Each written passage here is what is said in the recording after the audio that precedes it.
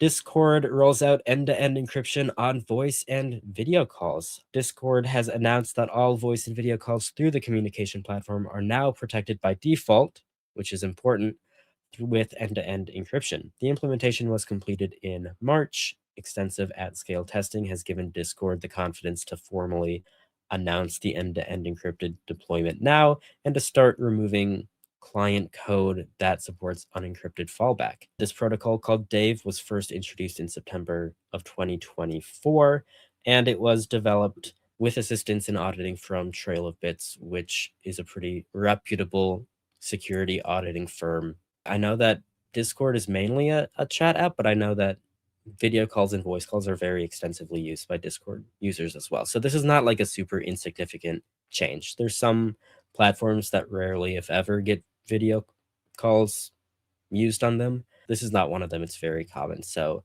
end-to-end encryption, I think, not only benefits users, but it also benefits these companies. They don't need all of this data. Kind of distancing themselves from potentially that liability is also good for businesses. So it kind of works out for everyone on both ends to support encryption as much as possible. It's always good, even with these less privacy respecting products, to move in the direction of them being more privacy respecting, because not only does it benefit the users, but it kind of normalizes this stuff. It makes more people expect end-to-end encryption because they'll be like, well, Discord has this and this other app doesn't, so that's a selling point for Discord. We're seeing companies now that are like pulling out of encryption. Like we saw Instagram DMs are like they're discontinuing encryption on that for some reason. Like what? Yeah. What is going on there? Like when companies start saying that this is too hard, this is like causing too much friction, or like there's plenty of platforms that do it. Every single thing through Signal is encrypted and it works perfectly fine.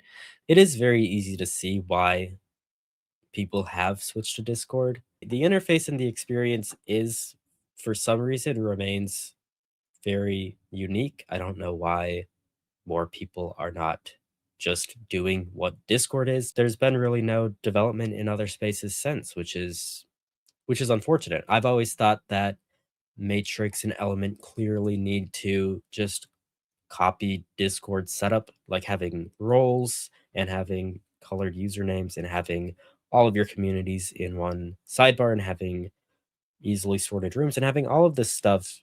Like that is extremely useful for communities, and Matrix and Element, as well as pretty much all other chat platforms, just refuse to do the same thing. Like, if you see something that's good, you could just copy it. I would be I would be fine with that. Somebody in the chat said check out Fluxer. It's an AGPL complete Discord clone. I did look at Fluxer a while ago, and it seems very cool. It actually does seem like the most promising potential replacement. I gotta look at it again because I haven't looked recently. I'm really hoping we can find an alternative that supports Federation. We have seen other projects and other even chat projects say that they're going to do Federation and then they never get around to it, because unfortunately it is a challenging problem to solve.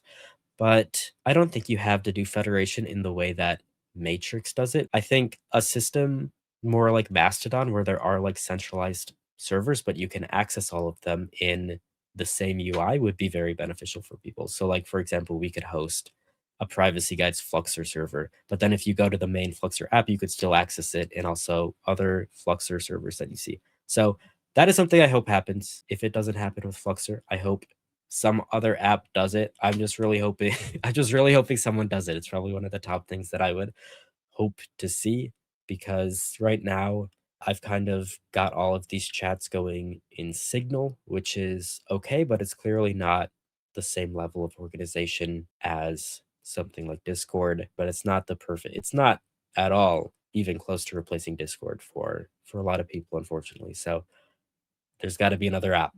Everything is just centralized on Discord, which I would argue is a little bit of a problem because, you know, it gives them kind of a lot of control over the communities that are there.